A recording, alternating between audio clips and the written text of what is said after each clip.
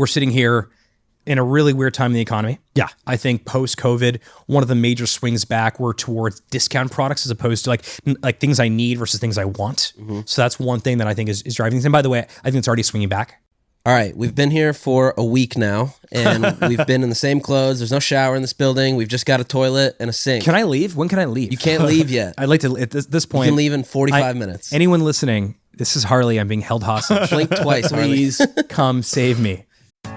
This is Limited Supply, the place for refreshingly real takes on what D2C is really like. We're your hosts, Nik and Moiz. Let's start talking about money. So I love Tapcart. It's a drag and drop builder that turns your Shopify store into a native mobile app in just a few hours. The average time to launch an app live in the App Store is just about 2 weeks. Crazy stats. Average 43x ROI, high conversion and retention rates, 100% organic reach per push, push notification CTR 7x higher than email, over 92% engagement rate. So Limited Supply listeners get their first 2 months of Tapcart for free. So you'll actually be able to launch your app live and test this new owned sales and marketing channel. Head to tapcart.com/limited. That is tapcart.com/limited to book a demo and start building your app today. You won't regret it. All right, so we're back. Moiz, what are we going to talk through? We're going to talk about Shopify fulfillment, massive acquisition, probably I imagine it's the largest that Shopify's done with You mean Deliver? Yeah. Yeah. We're going to talk about some marketing stuff and how Shopify is helping merchants with the changes in iOS. We're going to put on a shareholder hat, and then we're going to get to know you a little bit more. Sure. That's good. Okay, let's start with marketing, actually, because that's the goal. Like, look, I'm an investor in a bunch of brands, but I don't see nearly as much as you do. And I'll tell you, like, all the brands that I was, that not all of them, but a lot of them in 2020, they're like, holy cow, we're going to be larger than Amazon. And then 2022 hit, and they're like, okay, we are not going to be larger than Amazon, it turns out. iOS 14.5 was a real body blow to a bunch of e-commerce businesses. What have you seen? How have you thought about the changes in iOS? There's a bunch of things happening all at the exact same time. And so I think it's important to actually segment each of those out because you'll get way too much noise, not enough signal if you sort of bundle all those things together. First of all, we're sitting here in a really weird time in the economy. Yeah. I think post-COVID, one of the major swings back were towards discount products as opposed to like things I need versus things I want. So that's one thing that I think is driving things. And by the way, I think it's already swinging back. So like we're sitting here September 2022, I think things are already swinging back. That's the first thing. The second thing is fundamentally the iOS changes made it more difficult, not necessarily to advertise, but to do specific targeted advertising. The example I always give is that I am a huge fan of boosted boards. I don't use the one wheel. I know some people like the one wheel. I like boosted boards. So when boosted board at some point targeted me, they were able to figure out that I love skateboarding and I love technology. And the Venn diagram overlap, the perfect product is, in my opinion, boosted boards. So now it's more difficult. Now if Boosted Board wanted to target me, they would have to target me because maybe I shared some blog post about boosted boards or I shared something about skateboarding or about technology. So I think that is also getting more challenging. So first thing is sort of we've had this shift the last couple of months towards these sort of staple items as opposed to luxury or items that are more nice to haves. Second being the targeting is getting more challenging. And the third thing I think that is also happening is the return of physical retail. On the return of physical retail, I think something that people are missing, and this, your crowd, your audience, I think will appreciate this more than anyone. There is this meme around e-commerce growth rates and, the return to the mean and all this stuff. So let's be clear what happened during the pandemic. So the equation, the calculation for e-commerce as a percentage of total retail is very simple. The numerator is e-commerce. The denominator is all of retail. During the pandemic, two things happened.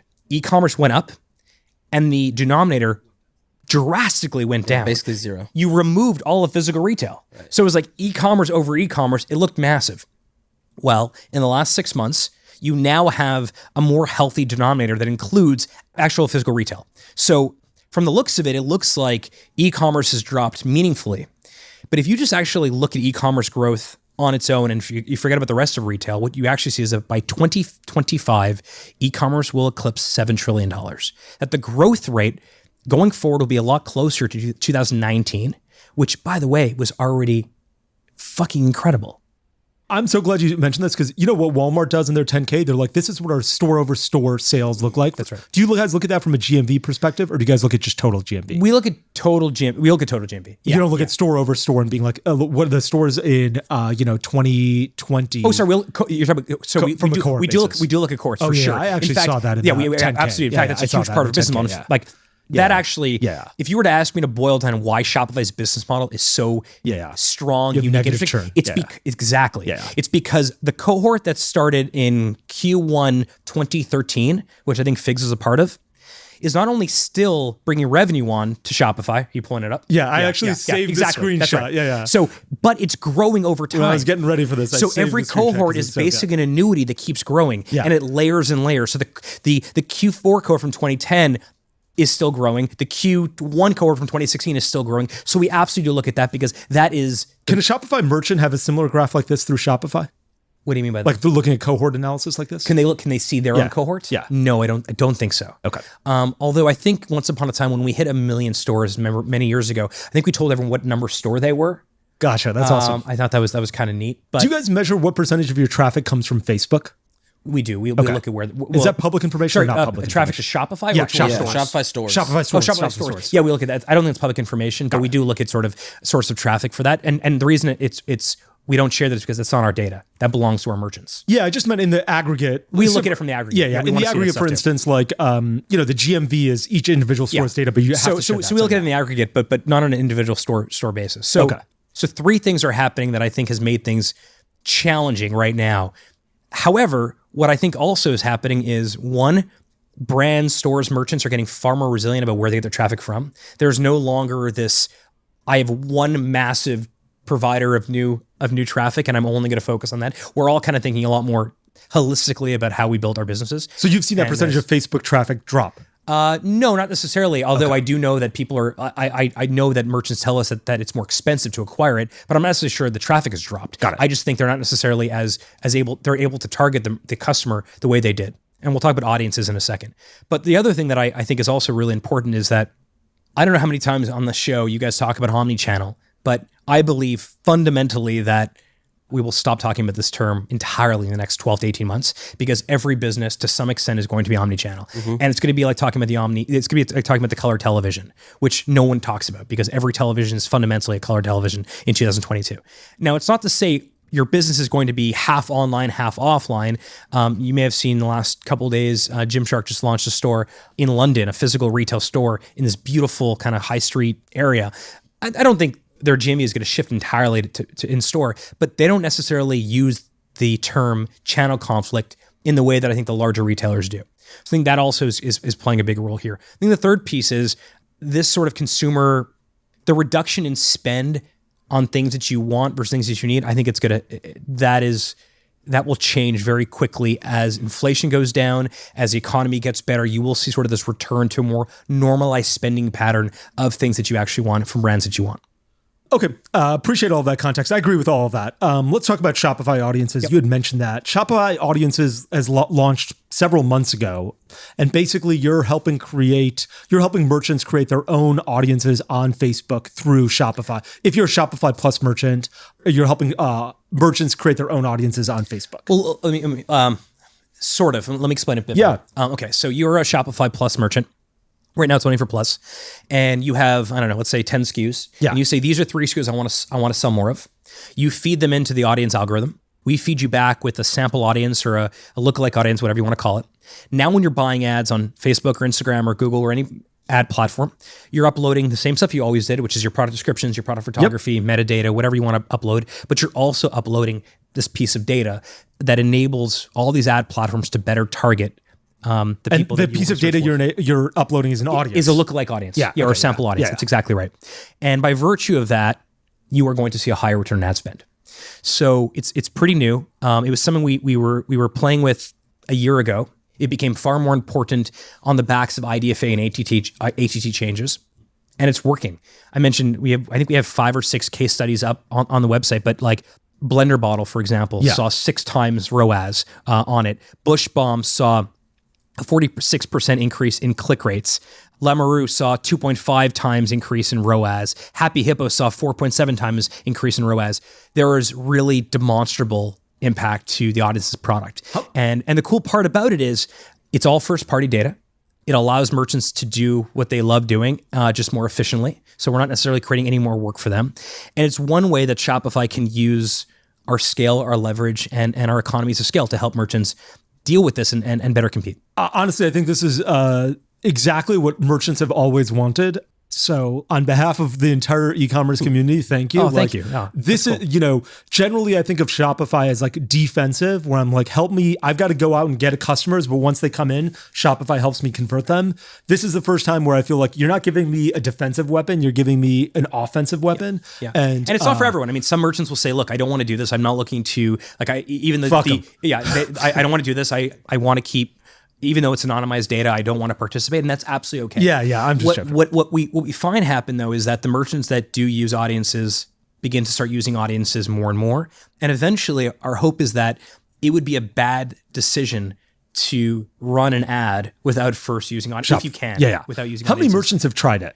It's fairly small. I can't give you the number, but it is still fairly small. But it's scaling really, really quickly, and we have sufficient amount, like the sample size is large enough that these numbers are significantly significant. So more and more merchants will use it. It's not in the tens of thousands yet, but eventually it'll get there. At this point, it's also, we're not like, it's indirectly monetized. There's no charge for it right now. We're trying to get as many merchants used as possible. And eventually we may even offer it to merchants that are not on Plus, but not yet. Now we're starting with Plus as well. One of the things that, look, it's not just also about ad targeting, it's also about measurement. And I think two things are happening at the same time. You talked a little bit at our last episode about data and understanding the analytics side of things. We want to make it really easy for merchants to have an easier time targeting the right customers for the right products, but also to measure the efficacy of those ads. And I think Audiences does both those well. One thing that is getting way less attention, but this is the right venue for this discussion, is collabs. Mm-hmm. Another thing, even though collabs is not necessarily getting the same attention as Audiences, it's an amazing product. So I believe what they call like the creator economy is worth something like $100 billion. And the numbers are fairly rough about how many people are participating. It's like 4% of creators basically make $100 billion. Is this the Dovetail acquisition? Dovetail definitely was a huge part of this. Yeah. So Dovetail was already doing it really well, connecting creators and brands. So on one side, you have a lot of great brands, great businesses, great merchants who know how to build great product, but they try to build a YouTube channel or create content. Sometimes it's not great. On the other side, you have these amazing content creators who try to create product and sometimes they're unable to do it or not able to do it as easily. And so what Collabs is it's effectively this piece of software that's a matchmaking tool connecting brands and well-aligned creators. And so if you look at Audience by itself, it's really amazing. If you look at Audiences plus Collabs, you're beginning to see some of the things we're able to do with our scale where we can further level the playing field, make it easier. And then, of course, Shop plays a role in that as well. But those are some things that we're working on right now that we think will be incredibly valuable for merchants. And we've just scratched the surface on those. Let's switch gears because we've got to keep moving quickly. Sure. And let's talk about Shopify fulfillment. Yeah. Acquired Deliver for $2 billion. That comes on top of another acquisition of 6 River Systems some time ago. And, when I heard you talk about this just a few moments ago, I think what you were basically saying, or really on our last episode, was what you really liked about Deliver was how they were able to move inventory across their different distribution warehouses, not necessarily directly to that helps getting it to your porch faster, but really it was how do they move it inside the distribution warehouses so that they know 30% of your sales are going to happen on the East Coast. Is that really what you were talking about? So let's go high level and then we can drill down because logistics is a really complicated thing and everyone has a different relationship with logistics because everyone's sort of at a different point. But there are fundamentally 3 phases of logistics. The first phase is from the manufacturer or the factory to the port. And that's what we call freight. That's really where we partner with Flexport on that. We think Flexport and everyone they work with, they're doing an amazing job. And so we've deeply integrated the Flexport and we're already working with them. So factory to port freight. That's sort of the first phase. The second phase is now that it's at the port, it has to basically figure out where it needs to go to the distribution centers, the fulfillment centers.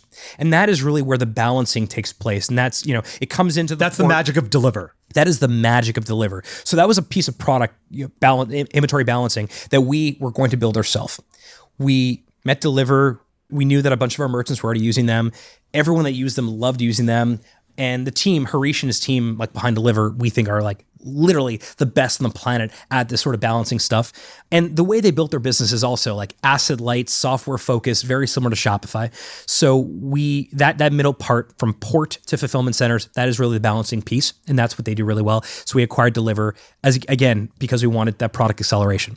Now it's at the warehouses, at the fulfillment centers, from the fulfillment centers to the port, that really is SFN. That's really where the fulfillment, our fulfillment network takes place. And that really is powered almost entirely by partners. Across the entire thing, however, we use our FMS, our fulfillment management system. In some of the warehouses, we also use 6RS, which is the robots, we call them chucks, to optimize warehouse management, warehouse efficiency. But the entire stack from freight to balancing to that final distribution piece and fulfillment piece, that is entirely what Shopify Logistics is. And we don't need to own every piece of it, but that's what merchants need from us. And the idea was just to kind of stay high level for a second before we drop down to the details. We didn't want to go into logistics or fulfillment. This isn't like this big ambition we had 10 years ago. We did it because it was a problem for merchants. It was something that they were struggling with. And we feel like in some cases that was a hindrance to their growth. That was a glass ceiling on how big they can grow. And so we're not trying to build the Amazon model where it's as cheap as possible for 24-hour delivery. What we want to do is make it so the merchants on Shopify don't have to think about it. And in some cases, again, like Flexport in that first piece, we'll partner. In other cases, like Deliver or SFN, we may partner, we may acquire them ourselves, but it's the entire stack that we want to make. We want to make it so you don't have to think about it. Last episode we were talking about universality. Is that a universal problem? And you're going to say, yes, it's a universal problem. Everyone needs to deliver products to the door. But is that a hair on fire for most e-commerce businesses where they're like, I'm having a tough time delivering products to consumers or shipping? It is one of the reasons that merchants don't hit a particular scale. There is a particular time where a merchant and a brand requires fulfillment assistance. They go to 3PL. 3PL says, here are the minimums. Here are the costs. We can't do customization for you. We definitely don't do pick and pack or custom kitting, but here's what you get, and it's very, very expensive. The reason is every merchant's trying to do it by themselves. And by us, like Shopify is now about 10% of all e-commerce in the US. If you were to think of us as a single merchant, we would be the second largest online retailer in America. Amazon would be first, Shopify would be second. And then you'd have like eBay and everyone else well down the stack. So what we're trying to do, whether it's with capital or payments or logistics or any of our merchant solutions, is to try to use that economy of scale to get leverage and get better pricing, better product, better integration, and give those economies of scale to the small business, medium-sized business, and larger business. But Moiz, to answer that question, it is for merchants that do 10 orders a day. It's also for merchants that do 10,000 orders a day. One thing that is universal across the merchant base is fulfillment and moving, atoms is still very challenging. The internet helped democratize and simplify most things. It didn't actually do anything for logistics, but we think we can do a better job of it. And we can do it in a way that is very much integrated right to the core platform where we can partner when we need, we can build when we need. Ultimately, it'll be one more thing that we do for merchants. And can you tell us what percentage of merchants use Shopify Fulfillment Network? Oh, I mean, it's still as a percentage of total merchants, we have millions of merchants. It's a small percentage, but it's growing rapidly. The merchants that use Shopify, I'm one of them with Firebelly, love it because, again, you don't have to think about it anymore. Yeah. You don't just get better costing, better integration. Yeah. The fact that I can track my tea from China, where a lot of our tea is made, our Chinese tea, right to the end consumer, and I can see it across one single dashboard, is fucking unbelievable. And because I'm part of this network, this community, I'm paying the same pricing as the biggest companies in the world pay. Mm-hmm. That is a really big deal. That is great. Have you ever read the book Ride of a Lifetime? Mm-hmm. Bob Iger was the CEO of Disney, and he wrote in this book that they'd agreed to acquire Twitter and had settled on a price. And on Tuesday, they were supposed to sign documents to definitive merger agreement. And like Elon Musk, he decided not to do it, but he did it before he signed the documents. And the reason he writes in his book, he's like, I thought on Sunday, I was walking around my house and he's like, I decided not to buy them because I realized we didn't want to be in the business of all these problems that are going to happen on Twitter. All of this conversation where we're like, what are you moderating? Are you moderating child pornography? Are you what is free speech? Yeah. What is not? Every fourth quarter, I have to yell at every 3PL I work with because I'm like, get these packages out. What happened? This isn't working. The costs. USPS, all this stuff happened. Were you guys thinking, okay, this is going to be a problem? Or was that going to hurt the Shopify brand? It was better for us to do it than for them to do it on their own. It's not them on their own necessarily. It could be a 3PL, right? No, it can't be a 3PL. Most of these people don't qualify for 3PLs, or they can't afford the 3PLs, or the 3PL are not very well. I mean, the reason you're yelling at 3PLs, frankly, is because most 3PLs suck. Yeah. And so what we do is we go in just on that third phase, that actual fulfillment phase. Once it's at the 3PL or once it's at the Shopify spoke or our fulfillment centers, and it needs to go to the end consumer. One, they're all using our software, so it's fully integrated. We can monitor every single product. Two, we have certain quality control standards that if they don't hit, they're taken offline. They're no longer part of the network. And they want to be part of the network. If they're part of the network, it means they never have to look for another customer ever again. Mm-hmm. So that's the second. The third is because we're connecting all of them, we're able to collectively negotiate the best pricing on shipping. Fourth, we have 6RS, which is the unfair advantage for every single 3PL, where if you put these actual robots, these chucks in the warehouse, your warehouse will run better, faster, and more effectively. So did we wake up in 2012 and say, one day we're going to be so ambitious, in 10 years from now, we're going to build this unbelievable logistics network? No. But that's if you want to be the company that powers commerce and retail for entrepreneurs of all sizes, you got to do the hard stuff too. And this is one of those things that's hard. And the good news is that we're good at hard stuff. So recently I bought a brand and we put it on Tapcart pretty quickly. It was almost one of the first things that we did as far as relaunching the brand. It's been huge for building out a push subscriber list, as well as increasing our conversion rate among customers who already love us and use our product because it's such a consumable product. Features include the ability to put out exclusive product drops and launch products early to mobile app users. On average, Tapcart users see 10 to 30% app adoption rates from their existing customer base. And you don't need to worry about getting downloads or figuring out how to market an app because Tapcart has you covered and can even coach you on how to drive subscribers. Start today with a demo and 1 month free at tapcart.com. I think you are good at hard stuff. The only thing I'd say is that I think that what you're saying here in terms of doing the hard stuff and helping the merchants where it's not universal problems, like more merchants would rather have you build an upsell solution than they would get into deliver. But there are other people that can build, a lot of other people that can build a great upsell solution, and there's almost no one that can build a logistics network. I would say the opposite. I would say a lot of people can build a logistics network. Oh, no, I'm sorry. A good logistics network. I think a lot Allbirds uses a logistics network. Figs does, and I bet it's not Shopify's fulfillment network. So both Allbirds and Figs, and you can ask Trina, you can ask Joey. You can ask Joey these questions. They didn't want to have to do it. They had no choice. They had no choice because they needed to build something that was custom. They needed something that actually worked for their particular business model, that allowed them to keep their branding, because they didn't want to have Amazon Basics boxes going out on their behalf, especially not Allbirds, who has a famous story there. But they had no choice. What about the other millions of merchants on the platform who maybe are not selling as much as Figs or selling as much as Allbirds, but they also want to provide incredible opportunity and fulfillment for their consumer? One thing, though, that we haven't really talked about that is the linchpin to this, to delivering value around logistics, is Shop Promise. The ability for merchants on Shopify to tell their consumer, this is when you can expect your package. We promise you in this time frame you will get it. That not only has an amazing return on investment or value add to consumers' buying preferences, who they buy from, but what it does also do, it allows small businesses to now offer what only the big companies were able to afford. And if we didn't do logistics fulfillment, they couldn't do that. I think that's great. And I think that's what we were talking about on the last episode, which was here are all the other things that small businesses are facing problems with that large businesses are. And you can imagine, just because like every large business has now reset the expectation to the consumer that they know when to expect their packages, that's something that most businesses cannot do. Yeah. With logistics, with fulfillment, they can do that with us. Fantastic. Okay, let's switch gears again because we've got to get through a bunch of stuff as fast as possible. Okay. So these are not rapid fire questions. We have those later on, but I'm going to ask you these as rapid fire questions. So I'm going to put on my shareholder hat. Yep. I own millions of dollars of Shopify stock. Love the brand. You have two divisions. Yeah, I'm sure you do.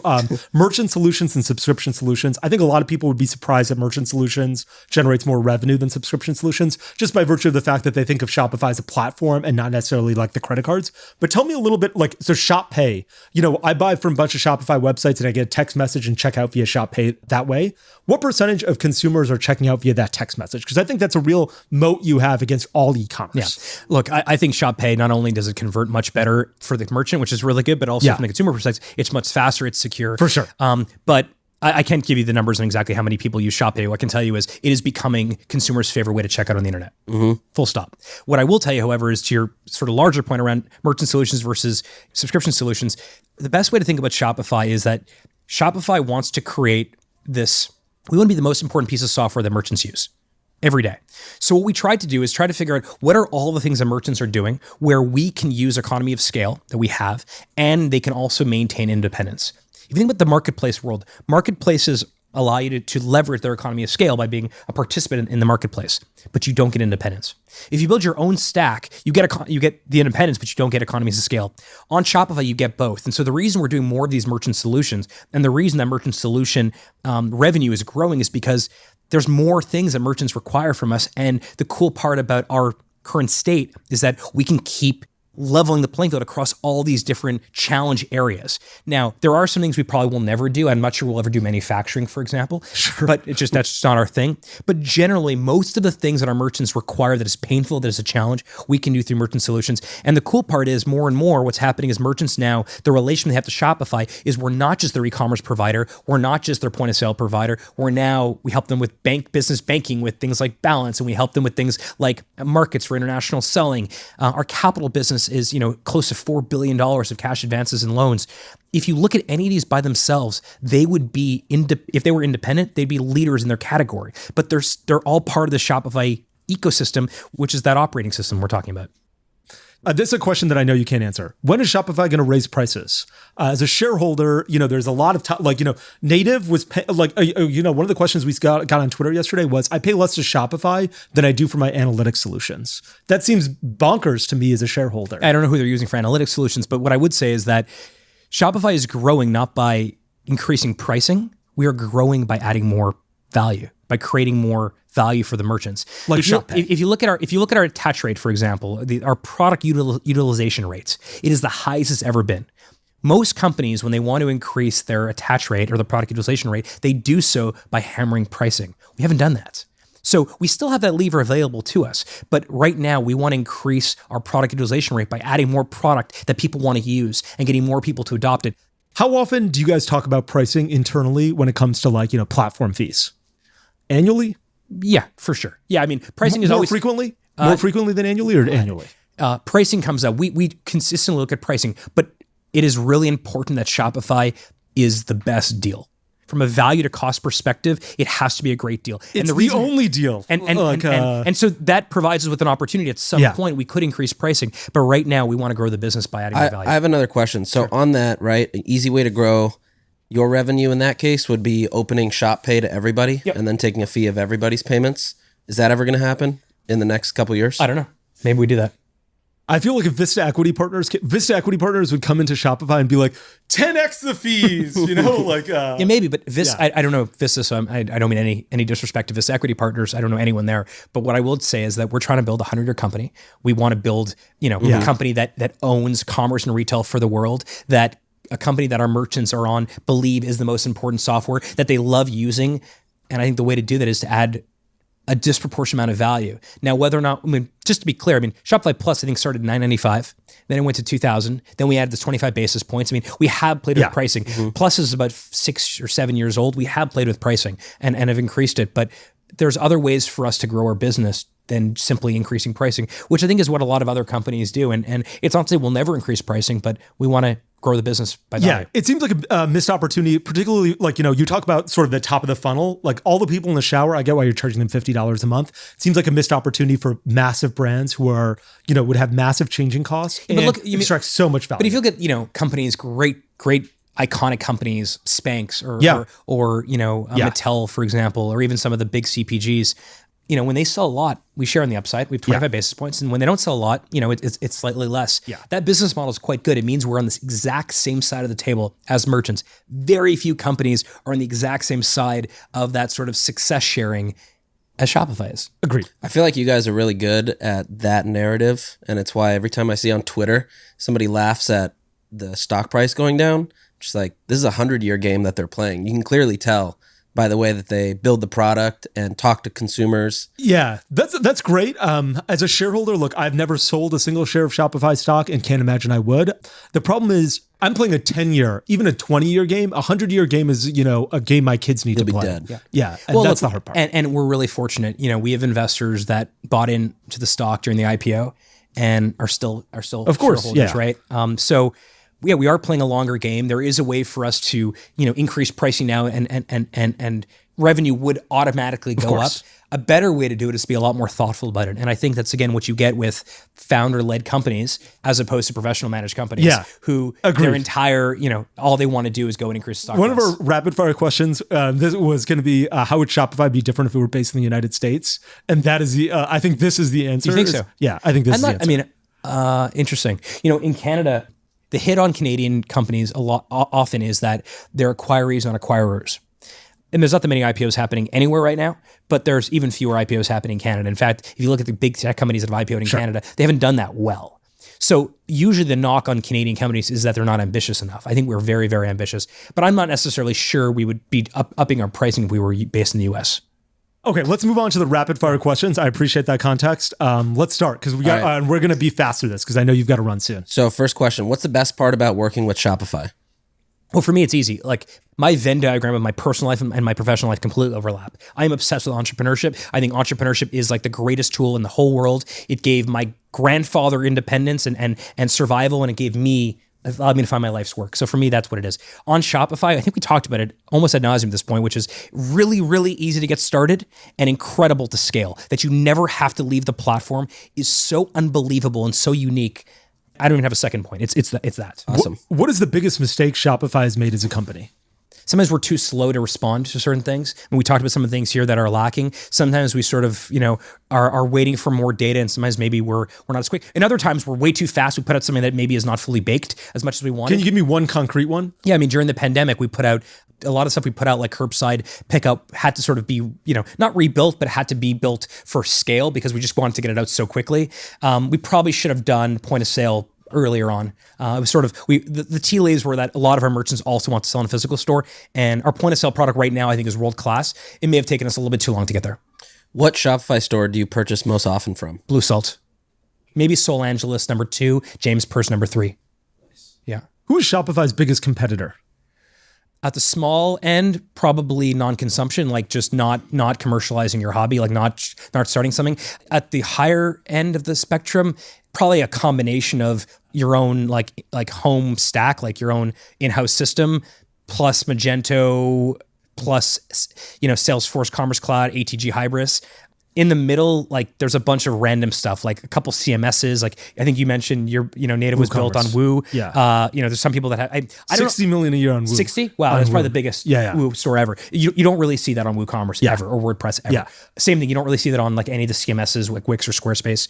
So I'd say at the lower end, it's like, not starting, like non-consumption. At the upper end, it's like those big enterprise stuff and probably those crazy installations where they build everything themselves and they have like 500 engineers running around. Yeah. Okay, gotcha. What was the hardest part of launching Firebelly, your own store, and did that lead to a product innovation at Shopify? I felt so much pressure because I'm a big part of the Shopify story that my store had to be perfect. And my business partner, who's also one of my best friends, David Siegel, got really pissed off with me because he's like, we just have to ship it. And I was like, no, this is bigger. It's not just a random thing we're launching, like a passion project. So that was probably it. And then did it lead to a product? Well, I'm deeply involved right now in pretty much every merchant solution because we use everything on Firebelly. So like logistics, I'm literally sending like feedback every single day on things they can improve on logistics. Tell us a story to help us fall in love with Toby. During the IPO roadshow, Morgan Stanley was our lead left, our main banker. This is one of my favorite Toby stories generally, but it speaks volumes about him because everyone knows him as like this crazy product genius, and he is. He's the smartest human I've ever met, and he's so thoughtful about the product and the business. And he's not just building the product of Shopify from a technology, but also the company is also his product too. And he's so thoughtful about that. But one of the best stories that people don't know about him is that on the IPO roadshow, it's 3 weeks. It's totally crazy. Morgan Stanley has taken, 1,000 companies public, maybe 5,000 companies public.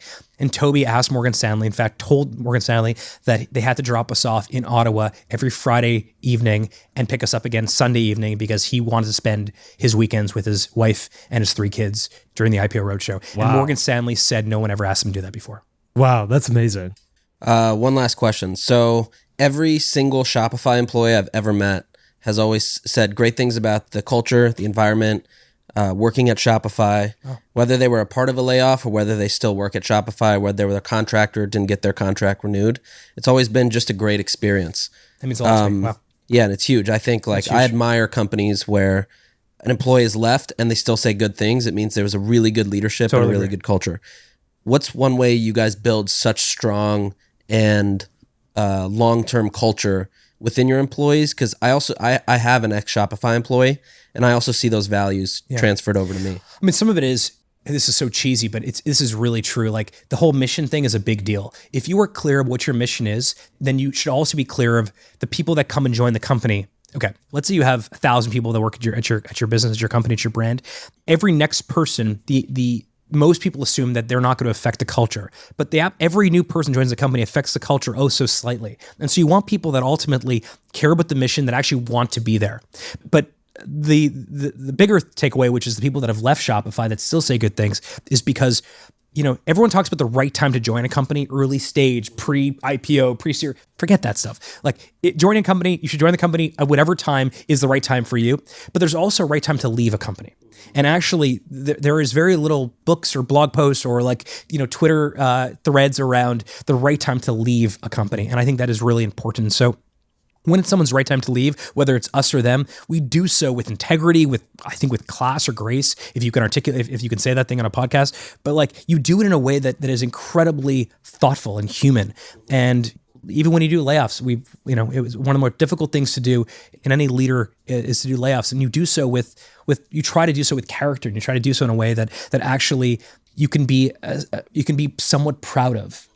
But I think the mission thing is a really important, Shopify is a company built for entrepreneurs by entrepreneurs. That is really unique. This is a company that it isn't just what we put on the wall. It's not what we just say. It's not just what we say. We really give a shit about this thing called entrepreneurship.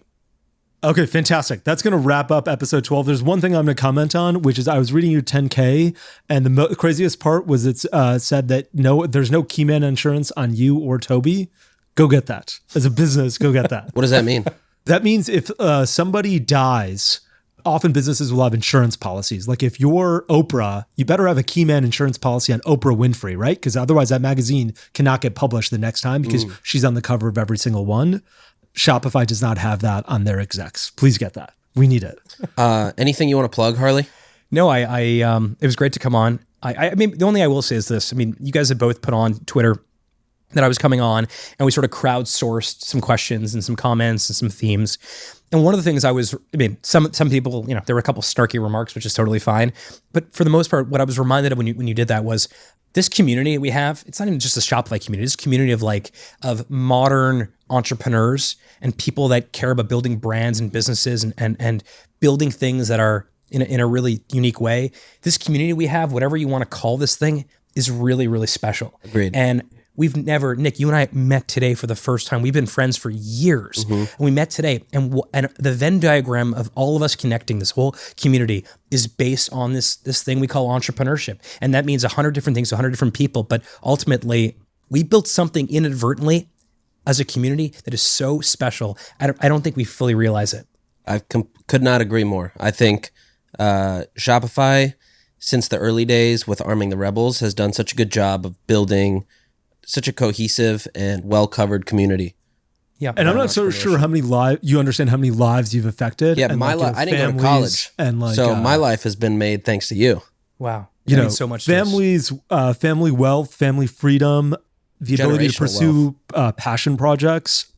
Like life itself has been changed as a result of you and Toby. And so on behalf of everyone, thank you. That means so much because we don't take that for granted at all. And look, I know there's certain parts of the product and the company and I'm sure the culture of things that we could do better. What I will tell you is that we care deeply about the stuff. We will make it better. We will keep getting better. Shopify is as much of a pursuit of personal growth as it is as a company. And we want it to be incredible for all of you. So thank you. Thanks for being here. Yeah. Well, with that, we'll see you on the next episode. Thanks for tuning in. We'll be back next time to cut through the noise in CPG, retail, and e-commerce. And if you enjoyed this episode, then why not share it with a friend? And be sure to subscribe on whatever platform you listen to your podcasts on.